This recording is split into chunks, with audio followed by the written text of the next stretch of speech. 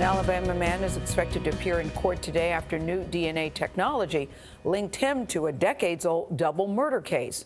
45-year-old Coley McCraney faces charges in the 1999 killings of two high school students, Tracie Hawlett and J.B. Beasley. Investigators used the same technique that led to the arrest of the alleged Golden State Killer.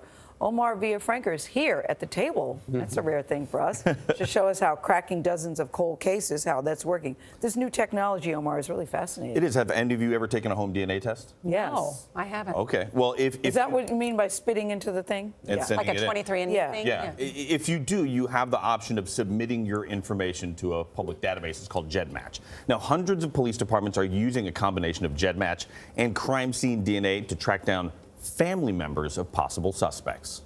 I wake up and I hear her screaming. Carol Roberts says she's had countless dreams about her daughter, Tracie Hawlett.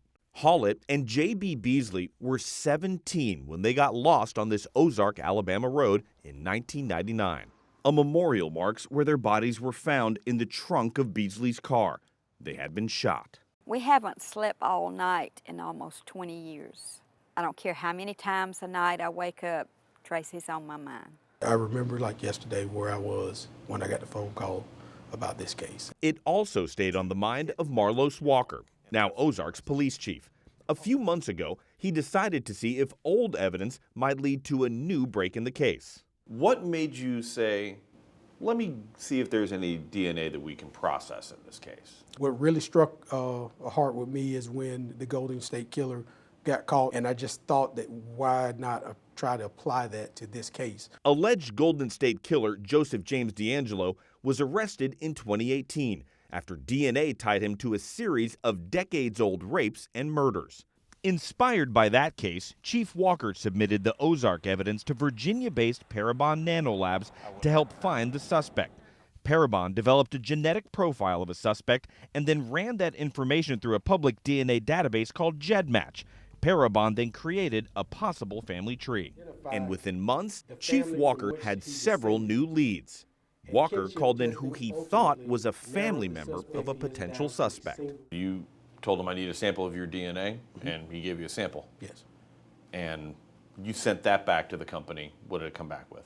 It come back with a positive hit. When they told you it was a match, what was your reaction? I just sit in my office, in my chair, just thinking the day's finally come. And then I was also surprised of who it was. The young man has no criminal histories or anything. Last month, police arrested 45-year-old Coley McCraney. McCraney's attorney says his client is not guilty. Over 200 agencies have reached out to Parabon and asked us to analyze their cases. C.C. Moore is the chief genetic genealogist at Parabon and worked on the Ozark case. Parabon has helped solve nearly 50 cold cases. Moore says the company's work generates leads. We're providing a highly scientific tip, but no one's going to be arrested based on what we say alone. Law enforcement has to take that tip and then go and build their traditional forensic case against this person. Carol Roberts is still praying for justice. All I've ever wanted to do was stand in front of someone one day and ask them why. Why you thought you had the right to take my daughter's life. You may get that day. Are you ready? I think the Lord will give me the strength to be ready.